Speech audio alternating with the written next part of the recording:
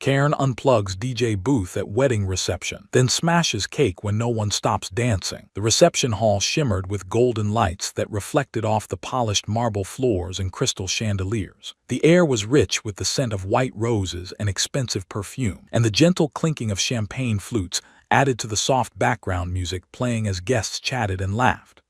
Waiters in black vests and gloves moved like shadows, balancing silver trays piled with hors d'oeuvres, weaving between tables adorned with towering floral arrangements and name cards written in perfect cursive.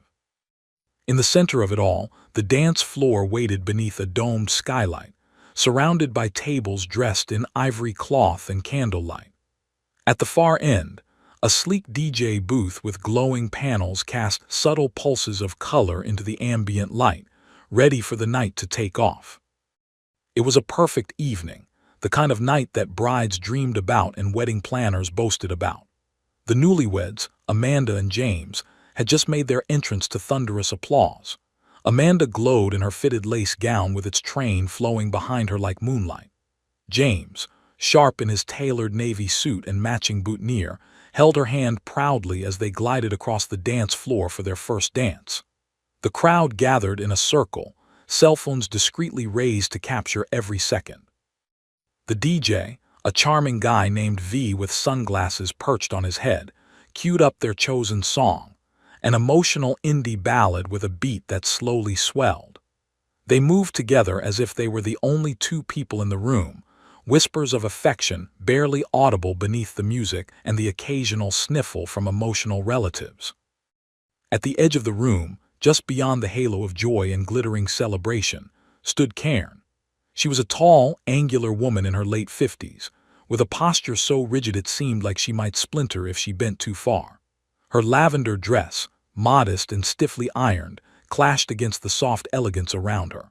A small pearl necklace clung to her neck, her lips pressed into a thin line as she held a half-full glass of sparkling water in one hand and her sequined clutch in the other. She hadn't clapped during the entrance. She hadn't smiled during the first dance. She hadn't uttered a word to anyone since taking her seat. She had watched silently, judging the entire event through narrowed eyes, storing complaints like a dragon hoarding gold.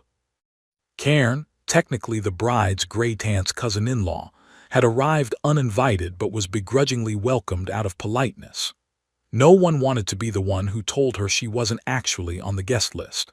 Amanda hadn't seen her in over a decade, and James didn't even know who she was, but Karen's name wasn't the sort of thing that got crossed off, at least not without causing a bigger problem. She had once attended a family reunion in 2007 and left a 6-paragraph email afterward about the inappropriateness of the drink selection and the vulgarity of the playlist. She had opinions with a capital O, and she shared them liberally, especially when no one asked. Now, as the dance floor began to fill with guests, grandparents slow dancing beside teenagers attempting TikTok moves, Karen's scowl deepened. The DJ had transitioned from the emotional ballad into a tasteful mid-tempo track with a strong beat, and the effect was immediate. Shoes came off, ties were loosened, and the crowd embraced the music with open arms. Karen watched as Amanda laughed with a bridesmaid, both spinning and singing along to the lyrics.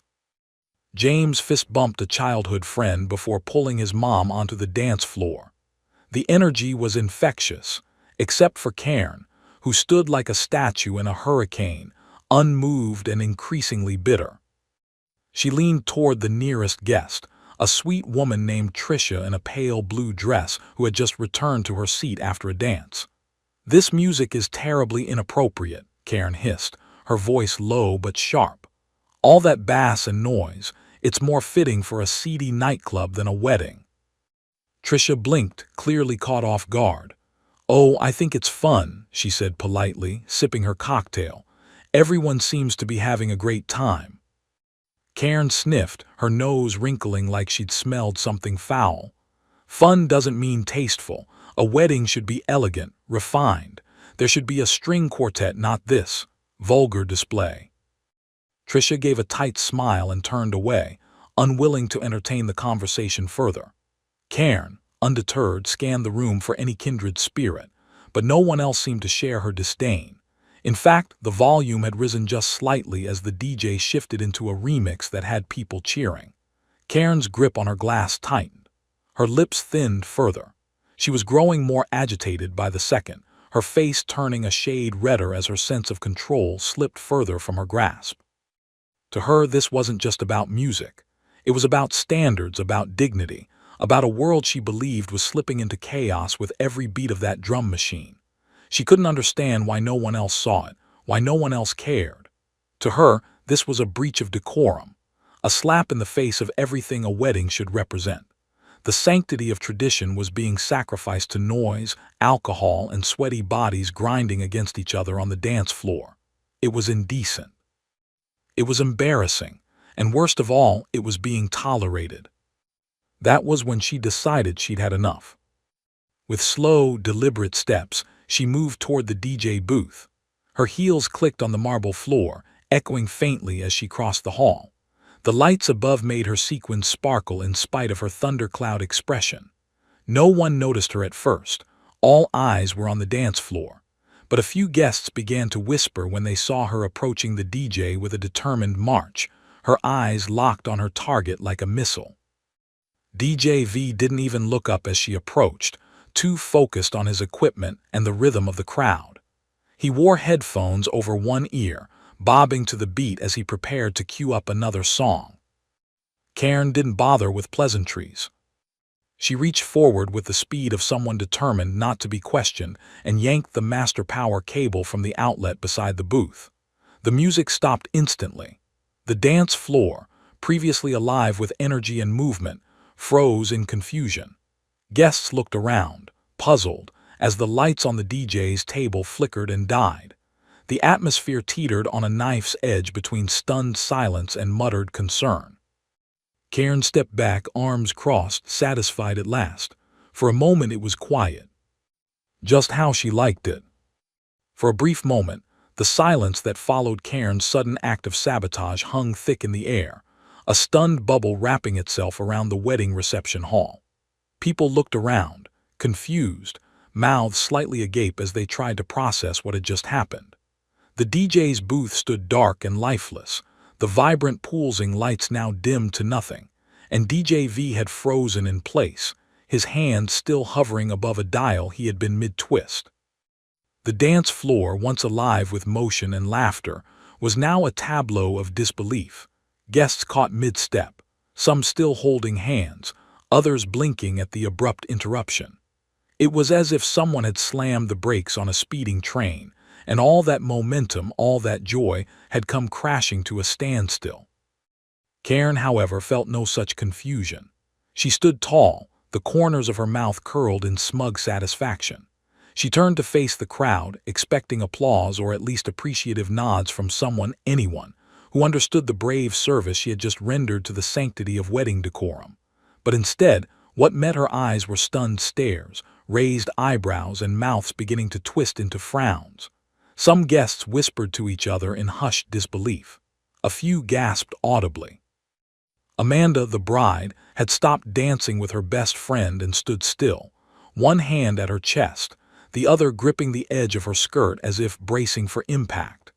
James looked around, confused, trying to catch the DJ's attention while also scanning for whoever had pulled the plug. DJ V finally took off his headphones, bent down, and quickly plugged the power back in, his movements calm and practiced despite the sudden drama. The lights on the DJ table flickered back to life, and with a few swift button presses, he brought the music back up, not the original track, but something even more defiant. A high-energy pop remix with a pounding beat, layered with the sound of a crowd cheering. It was as if the music itself was mocking Karen's attempt to silence the celebration. The crowd cheered.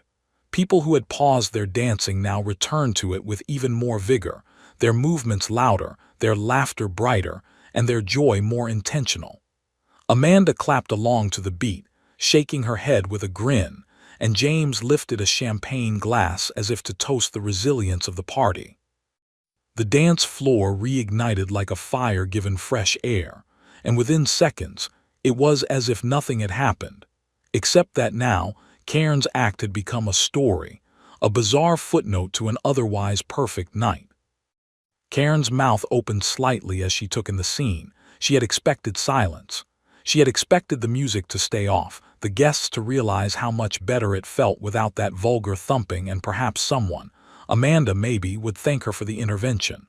But this open rebellion, this blatant disregard for her actions, it was more than disrespect, it was humiliation. She had been ignored, overruled, made irrelevant. And as she stood alone at the edge of the floor, watching people go right back to enjoying the very thing she despised, a hot wave of indignation surged through her. No one approached her to ask if she was all right. No one asked her opinion or offered sympathy. In fact, they seemed to be actively avoiding her now. Even Trisha, who had earlier tried to offer some kind response, turned her back and joined a conga line that was forming near the head table. The slight isolation stung more than she was willing to admit. She could feel her pulse rising in her ears, a thudding rhythm that mimicked the beat of the music she so hated. Her breathing grew shallow, her grip on her sequined clutch growing tighter with each passing second. She turned her gaze to the bar and something in her expression shifted. The twinkle in her eyes dimmed into something harder, colder, a simmering edge that sharpened into resolve. She could no longer be passive. Being ignored had pushed her to act once, and that act had failed. Now she would take it a step further. If they would not acknowledge her wisdom, then perhaps they would be forced to confront the consequences of their tastelessness. She moved across the floor with purpose, heading straight for the open bar where several bottles of wine and spirits were neatly arranged behind polished glass. The bartender, a young man in a bow tie and vest, offered her a warm smile and leaned forward, ready to take her order. Karen didn't speak. She didn't smile. She simply reached over the counter, her fingers curling around the neck of a dark green bottle of Merlot before the bartender could react. "Ma'am, you're not allowed to," he started, but she was already walking away, bottle clutched tightly in both hands, ignoring his protests and the murmurs starting to rise from nearby guests who had noticed her strange behavior. She returned to the center of the reception hall, this time walking not toward the DJ booth, but toward the grand dessert table, where the wedding cake stood like a masterpiece of sugary architecture. It was 3 tiers high, frosted with delicate white swirls and decorated with pale pink roses made of fondant. Tiny silver pearls dotted the surface, and at the top, 2 custom-made figurines of Amanda and James stood holding hands, beaming in miniature just as they had earlier during the ceremony. Karen stopped just in front of it. For a split second she hesitated. The music, the crowd, the lights, all of it blurred around her, muted beneath the roar of her own outrage.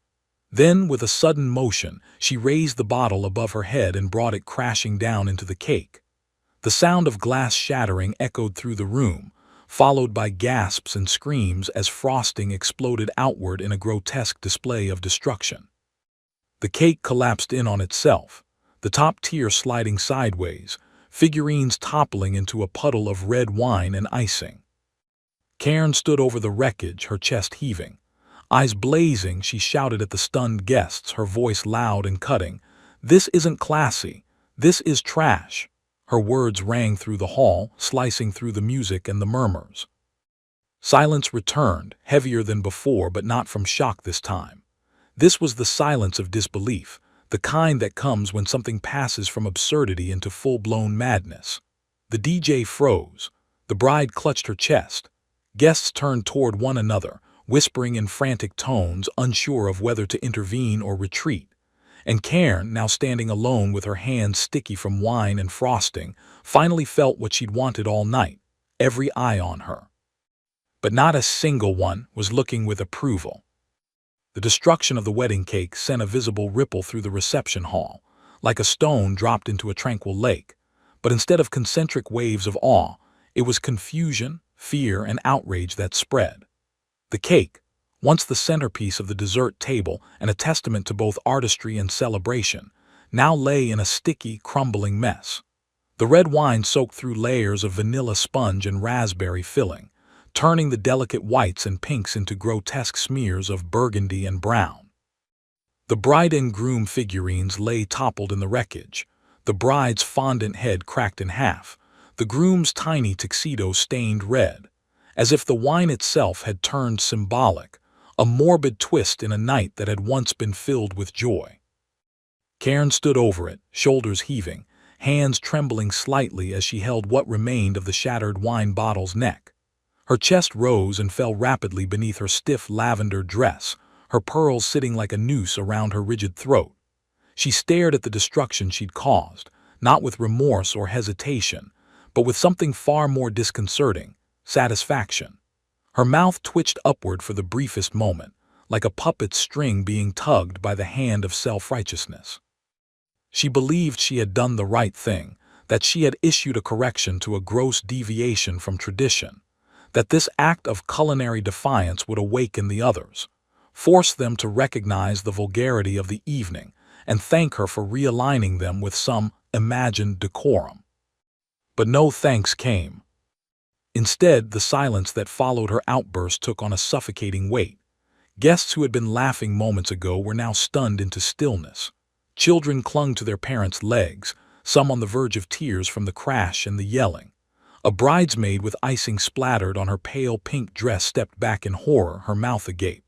The bartender stood frozen, still partially leaning over the bar, his eyes wide and disbelieving. A man in his 60s muttered, "What the hell?" under his breath before starting to approach the mess. Karen turned to face the crowd again, the broken bottleneck still clenched in her hand, her eyes wild with emotion. "You people think this is a wedding," she bellowed. "This is a disgrace, a mockery of sacred vows. It's a drunken dance party. Where's the dignity? Where's the elegance?" No one answered her, not a soul moved. Amanda, standing just a few feet away with cake now streaking the hem of her dress, looked at Karen as if seeing her for the first time. Her mouth had gone dry. She could feel her heart thudding painfully in her chest, not just from the shock but from the sheer weight of what had just been lost. It wasn't the cake, it was the memory, the symbolism, the night. The moment that was supposed to be sweet and shared and photographed had now been destroyed in front of everyone. And it wasn't an accident. It had been deliberate. She opened her mouth to speak but found no words. Her best friend beside her reached out gently, touching her elbow, grounding her. James, who had witnessed the entire event from just off the dance floor, stepped forward, his brow furrowed with disbelief and anger. His usually calm demeanor cracked slightly as he looked down at the wreckage and then up at Karen. "Why would you do that?" he asked, not yelling, but with a voice so strained it trembled. "What is wrong with you?" Karen blinked at him as though the question itself was absurd. "Because someone had to," she replied, her voice shrill, tinged with triumph. "Someone had to take a stand. I won't sit back and let this family disgrace itself with this circus. You think it's funny to dance like degenerates, drink like fools, and blast that garbage you call music. This is supposed to be a union before God, not a rave." The absurdity of her words hit James like a slap. He took another step closer, but before he could respond, a firm hand came to rest on Karen's shoulder. It was an older man in a gray suit, tall and lean, with silver hair and kind eyes that were now darkened with restrained fury. He was Amanda's uncle, more specifically, the one responsible for paying for half of the reception, and someone who had always been the picture of composure and class. "Karen," he said calmly but with undeniable steel in his voice, "you need to come with me. Now." Karen looked at him defiant. "Don't you dare try to silence me. You know I'm right." "I know," he said, tightening his grip slightly, "that you just destroyed a wedding cake at your own niece's reception in front of 200 guests. That's what I know. And unless you want the police involved, you're going to come outside right now and sit quietly until someone picks you up." Gasps swept through the crowd as murmurs started to spread. A few guests began pulling out phones, not to film the drama, but perhaps to text others or call someone responsible for handling this. The DJ, who had lowered the music slightly when the scene began, now slowly faded it out altogether, recognizing the need for a full break. The dance floor emptied. The celebration had been replaced by a gathering of rubberneckers, drawn into the wreckage of a moment that would now overshadow the night's previous joys. Karen shook her head, but the resistance was fading from her eyes. Her fingers loosened around the broken bottle neck. She looked at Amanda one last time, and for a moment, there was something like vulnerability flickering behind the layers of outrage and stubbornness. But it vanished as quickly as it appeared. "I did what needed to be done," she muttered. Amanda didn't reply. Her silence was more deafening than any scream. Karen was led out through the side doors, escorted by the uncle and followed by two other relatives who clearly wanted to make sure the situation didn't escalate further. As the doors shut behind them, a collective exhale passed through the room. It wasn't relief. Not yet. It was the stunned, uncertain breath one takes after something surreal and traumatic, a pause to decide whether to cry or move on. For a moment the reception hall stood frozen, trapped between devastation and recovery. Then slowly someone started clapping, not mockingly but in support. A few more joined in. Then laughter broke out from the far end of the room. Someone made a joke about saving the cake scraps for breakfast, and the tension cracked like glass underfoot. Amanda was pulled gently into a hug by one of her cousins, and James turned to the bartender and asked if the bar was still open. It was. And it would need to be. The party, like the couple themselves, had been knocked off balance. But as music quietly resumed and conversations returned in uncertain trickles, something else became clear. The night was not over, not by a long shot. Outside the reception hall, Karen sat stiffly on a concrete bench beneath the arching glow of a street lamp, her hands clenched tightly around her sequined clutch, as if it could somehow shield her from the aftermath of her actions. The cool night air did little to cool the fire smoldering in her chest. Her shoulders were drawn up, back rigid, and jaw tight, refusing to acknowledge the three relatives standing several feet away, quietly debating who should be the one to call her a car. The sounds of the wedding inside, muffled music, faint laughter, the distant clinking of glasses, drifted through the double doors like echoes from another world, one she had been violently ejected from.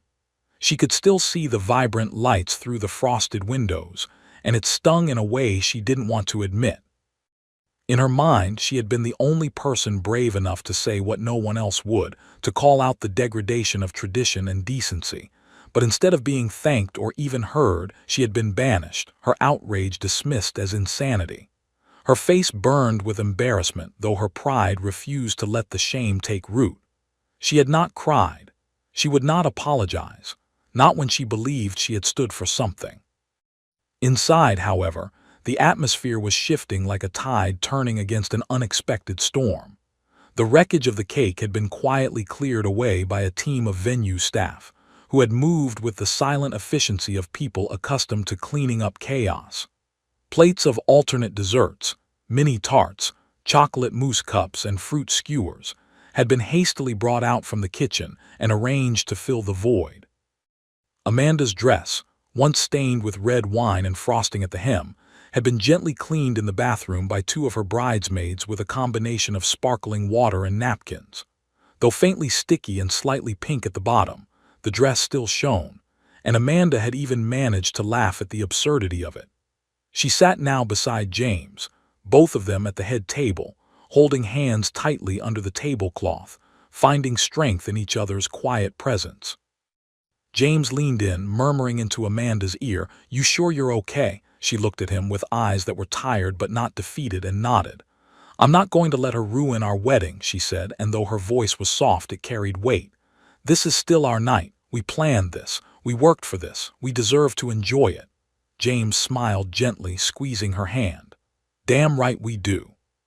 The DJ, having reset the atmosphere with a careful blend of calm instrumental tracks, waited for the right moment.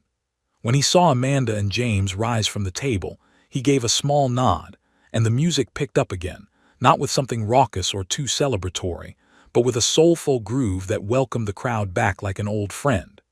Guests began drifting back to the dance floor, some cautiously at first, others with more confidence, slowly reclaiming the space that had earlier been drowned in drama.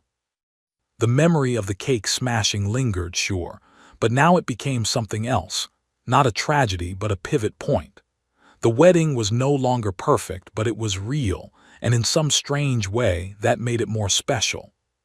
Tricia, the guest in blue who had first brushed off Karen's complaints, was the first to drag her husband onto the dance floor again. Others followed. The children who had earlier cried now ran around squealing with delight, drawn by the return of joyful noise. A groomsman lifted a champagne flute and toasted to memorable nights and unshakable love, prompting a chorus of clinking glasses and scattered applause. Amanda and James were soon dancing again, this time in the middle of their friends and family, surrounded not by photographers and posed moments, but by something far more genuine, a community rallying behind them, choosing celebration over chaos. The uncle who had escorted Karen out returned, brushing icing from his suit jacket with a weary smile. "She's sitting on a bench like a gargoyle," he joked to one of the older relatives. "I think she's waiting for someone to beg her to come back." The joke landed with a light chuckle, but the underlying sentiment was clear. No one was going to. Even the staff seemed to sense the shift. The waiters, having witnessed the earlier mess, now moved with a slightly looser stride, relieved that the drama hadn't poisoned the entire event. They served drinks with a touch more personality, laughing with guests, joining in the occasional dance from the edge of the room. One of the bartenders mixed a special drink and called it the Cairn, red wine with a splash of sour lemon juice, and passed it around with a wink. It became an instant joke, breaking the tension even further. The laughter was contagious. People toasted to the night's madness, turning the embarrassment into a shared joke, one that Amanda and James joined in with good humor. Amanda, standing near the dessert table, took a bite of a lemon tart and turned to her mother. "It's not the cake I wanted," she said, licking her fingers, "but honestly, this is amazing." Her mother hugged her tightly and whispered, "You're amazing for handling this the way you did." Amanda smiled through damp eyes, not from sadness anymore, but from the overwhelming joy of being surrounded by people who loved her enough to hold her up after the fall. In the far corner of the hall, the photographer who had briefly paused work during the chaos began snapping again. But this time the photos were different. They were not posed or pristine. They were real. Pictures of people dancing barefoot, of frosting-smudged dresses, of laughing couples raising wine-stained glasses, of Amanda and James kissing with crumbs on their lips and joy in their eyes. It wasn't the wedding they'd meticulously planned. It was something wilder, messier, but far more alive. The album would not be filled with magazine-worthy perfection, but it would tell a story, one worth remembering. Outside, Karen remained in silence. No one had come for her yet. Her phone buzzed quietly in her lap, perhaps a rideshare notification, perhaps a cousin sending her a polite but firm message. She didn't look. Her expression was unreadable, trapped somewhere between regret and stubborn pride. She could hear the music pulsing softly from inside, faint but full of life. For a moment, she seemed to teeter on the edge of standing, of returning, of asking for forgiveness. But then her lips pursed, her shoulders stiffened again, and she sank deeper into the bench, the shadows of the street lamp casting her long and lonely. Inside, the party continued, not because Karen had left, but in spite of it. The hours stretched on, and what had once threatened to unravel into a disaster of epic proportions transformed into the kind of night people would talk about for years. Not for the dress, not for the food, not even for the DJ's perfect song choices, but for the sheer resilience of joy. The wedding reception had shaken, cracked, and teetered on the brink, but it had not fallen. If anything, the chaos had peeled away the glossy veneer of perfection and revealed something better, something truer, a gathering of real people, flawed and full of love, choosing laughter over judgment, celebration over shame. As the dance floor surged with renewed life, with high heels discarded and neckties tied around heads like party bandanas, Amanda and James found themselves in the very heart of it all, spinning in a circle of friends and family who danced not because it was tradition, but because it was pure, unfiltered happiness. The DJ had long abandoned the curated playlist and was now reading the room like a master conductor, shifting gears with each track, jumping from nostalgic throwbacks to cultural anthems that had everyone singing at the top of their lungs. One moment the floor pulsed with an old-school Motown hit that had the grandparents twisting with surprising agility, and the next, it was a 2000s club classic that had the bridal party erupting into a frenzy of synchronized, if uncoordinated, choreography. Laughter spilled across the floor like champagne. Hands clapped, feet stomped, glasses clinked. No one seemed to care that the cake was gone or that the bride's gown had faint stains near the hem. In fact, it had become a badge of honor. Someone even draped a piece of pink tulle across the ruined dessert table with a note that read, "In loving memory of the cake," prompting a fresh wave of giggles from the crowd. Amanda, breathless from dancing and with her hair slightly undone in the most graceful way possible, leaned on James as they stepped off the floor for a breather. Their faces glistened with sweat and joy. She looked up at him with an expression that held everything: exhaustion, relief, gratitude, and a depth of love that couldn't be undone by 1,000 smashed cakes or a dozen angry relatives. James wiped a strand of hair from her cheek, kissed her forehead, and pulled her close as they sat together at the sweetheart table. Around them, the reception hall had become something mythic, no longer just a wedding but a triumph. They watched as a flower girl tugged on her father's sleeve, pointing at the bartender's makeshift sign advertising the Cairn cocktail and whispering something that made him laugh so hard he had to wipe tears from his eyes. A group of cousins gathered in the photo booth, holding up icing-smeared props and fake mustaches, mugging for the camera with zero concern for appearances. Amanda's bridesmaids had tied napkins around their waists like aprons and were handing out remaining desserts with exaggerated curtsies, turning hospitality into theater. It wasn't what they'd envisioned when they planned the event, but in many ways it was better. It was alive. Amanda looked out over it all, and her chest swelled with a bittersweet kind of satisfaction. There had been a moment earlier that night when she had truly feared it would all be ruined, that everything they'd worked so hard for would collapse beneath the weight of one woman's tantrum. But instead, the people they loved had risen, not in outrage or chaos, but in community. They had stepped forward, arms linked, and built the night again, from scratch if necessary. There was something deeply moving in that, something more powerful than any florist's arrangement or Instagram-worthy decor. What made a wedding unforgettable wasn't flawless execution. It was how people showed up when things didn't go according to plan.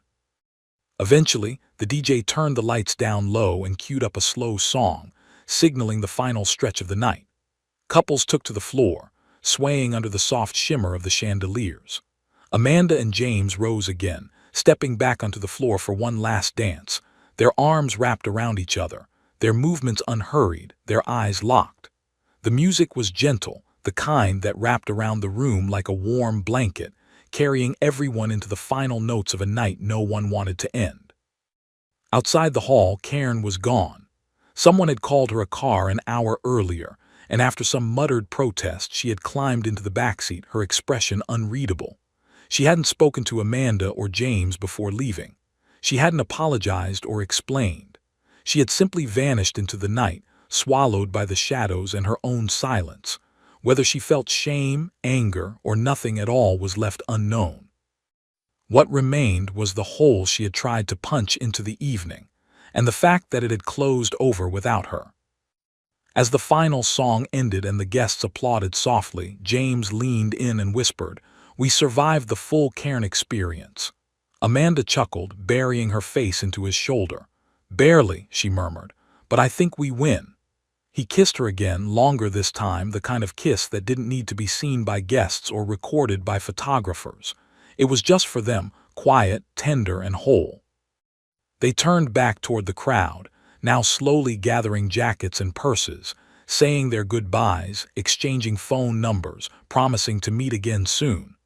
The room was filled with the warmth of contentment, of a story having reached its rightful ending. A night that had been pushed to the brink had come full circle, not perfectly polished but profoundly meaningful. Amanda looked around one last time, taking it all in. The crumpled napkins, the half-empty glasses, the smear of frosting someone had missed on the floor, and smiled. "We'll never forget this night," she said aloud, mostly to herself, but James heard her. He grinned, "Thanks to Cairn." Amanda laughed again, louder now. "Yeah, thanks to Cairn." And with that, they walked hand in hand across the now-quiet dance floor, past tables filled with memories, out into the cool embrace of the night, stepping not into the end of something, but into the beginning, of marriage, of stories to tell, of the kind of life where things go wrong and love still finds a way to make everything right.